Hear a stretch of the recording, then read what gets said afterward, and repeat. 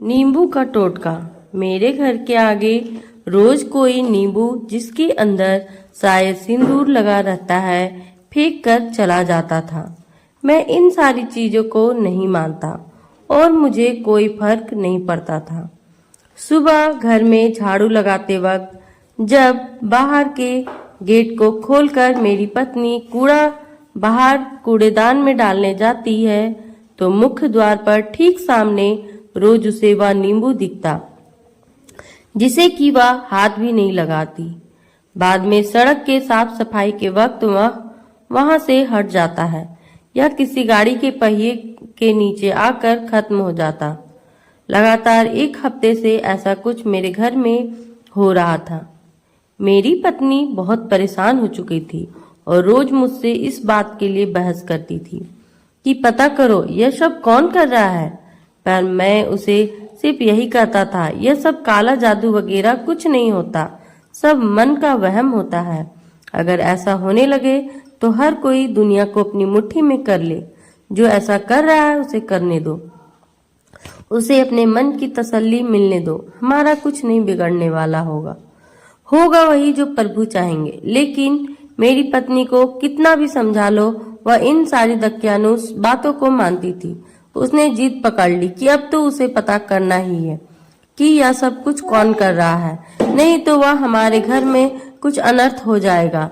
इन सब पर यकीन न होते हुए भी पत्नी की जिद के आगे मुझे झुकना पड़ा और मैंने अगले दिन अपने घर के हाल के बाहर सीसीटीवी कैमरे इंस्टॉल करवा दिए जो कि सड़क तक की रिकॉर्डिंग आराम से कर सकता था।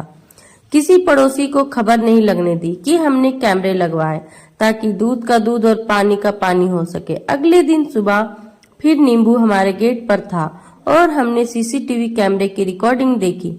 देखकर हमारे होश उड़ गए। उस नींबू को मेरे छोटे भाई ने लाकर मेरे मुख्य द्वार के आगे रखा था।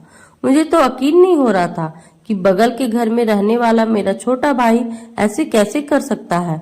मुझे इन सारी चीजों पर कोई विश्वास नहीं था, लेकिन फिर भी आज मुझे दुख हो रहा था इस बात का कि आखिर मेरे छोटे भाई ने मेरे साथ ऐसा क्यों किया। मेरी पत्नी भी यह सब कुछ देखकर हैरान थी। हम दोनों भाइयों के बीच कभी कोई विवाद नहीं रहा था। किसी बात को लेकर माता पिता गुजरने के बाद सारी संपत्ति हम दोनों ने बराबर बांटी थी और आपस में प्यार मोहब्बत से रहते थे। आज दिल टूट सा गया। मुझे कुछ भी समझ में नहीं आया। मेरी पत्नी गुस्सा आ रही थी और वह अपने देवर देवरानी से लड़ने के लिए जाना चाह रही थी, लेकिन मैंने उसे बोला तुम चुप रहो और अपना काम करो, मैं छोटे से बात करके देख लूंगा। पत्नी ने बोला बात करने वाली कोई बात नहीं है, यह बहुत बड़ी बात है। सगा भाई होकर वह ऐसा कैसे कर सकता है। मैंने किसी तरह से अपनी पत्नी को समझा बुझाकर उसे घर के कामों में व्यस्त कर दिया और अपने छोटे भाई के पास गया। भाई ने हमेशा की तरह बहुत प्यार से मुझसे बात की और अपनी पत्नी से मेरे लिए चाय बनाने को कहा। थोड़ी देर में चाय आ गई। मैं भाई से इधर उधर की बात करने के बाद मुख्य मुद्दे पर आ गया और बोला कि मेरे घर के मुख्य दरबार पर रोज कोई सिंदूर लगा हुआ नींबू फेंक कर जा रहा है। कड़वा सत्यों को लाइक और फॉलो करें और चैनल को सब्सक्राइब करें। मेरा भाई अनजान बनते हुए बोल रहा था, अच्छा ऐसा कौन कर सकता है। उसके बाद मैंने आराम से बोला, यही जानने के लिए कल मैंने अपने घर में सीसीटीवी कैमरे इंस्टॉल करवाए थे। अब तो मेरे भाई के चेहरे का रंग उड़ गया था। उसे समझ नहीं आ रहा था वह क्या बोले। वह मुझसे नजरें नहीं मिला पा रहा था। मैंने अपने भाई से पूछा कि मुझसे ऐसी क्या गलती हो गई थी कि उसने मेरे साथ ऐसा किया। मैंने अपने भाई से साफ साफ बोला, देख भाई, मैं इन सब बातों पर विश्वास तो बिल्कुल भी नहीं करता, लेकिन तुझे यह सब करता देख आज मेरा दिल में बहुत दर्द हुआ है। हजारों टुकड़े हो गए हैं मेरे दिल के। बस इतना बता दे कि मुझसे ऐसी क्या गलती हो गई कि तुमने मेरे साथ ऐसा किया। मेरा भाई और उसकी पत्नी मुझसे नजरें नहीं मिला पा रहे थे।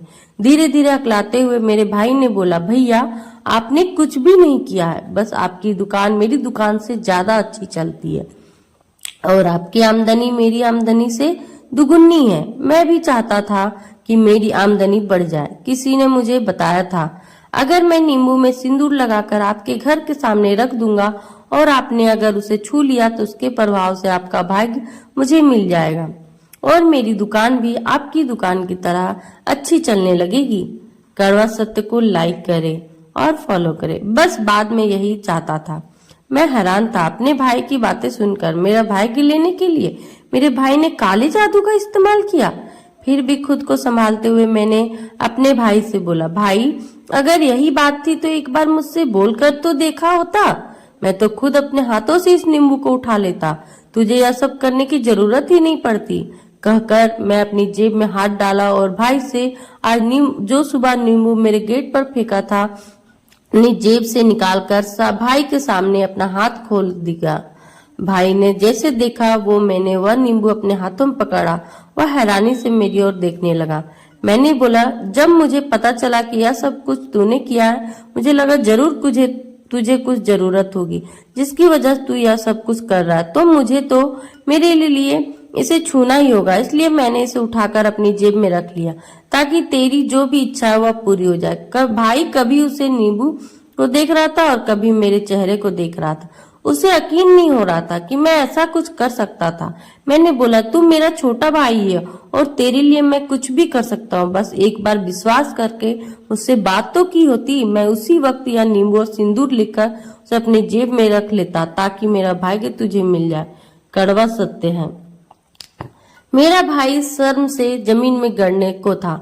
उसे कुछ भी समझ नहीं आ रहा था और मैं अब उसे अपने घर की ओर जा रहा था, यह बोलते हुए कि अगर फिर कभी किसी भी चीज की जरूरत हो या कोई भी जादू टोना करना हो जिससे तुम्हारा कुछ फायदा हो, तुम सीधे सीधे मुझसे बात करना। वादा करता हूँ तुम्हारी पूरी मदद करूंगा। और मैं अपने घर की ओर जाने लगा, लेकिन पीछे से मेरे भाई ने मेरे पैर पकड़ लिया और रोने लगा। उसे अपनी गलती का एहसास हो गया था। वह बोल रहा था, भाई मैं तो सच में आपसे ज्यादा भाग्यशाली हूँ जो मुझे आपकी जैसा बड़ा भाई मिला है। मुझसे अधिक भाग्यशाली दुनिया में और कौन होगा। मैंने अपने भाई को उठाकर गले से लगा लिया और भाई ने मेरे हाथों से वह नींबू लेकर डस्टबिन में फेंक दिया। तो दोस्तों, आपको ये कहानी कैसी लगी जरूर बताएं और हमारे चैनल को सब्सक्राइब करें और लाइक करें, शेयर करें। ऐसी कहानी पाने के लिए बने रहे हमारे वीडियो में। धन्यवाद।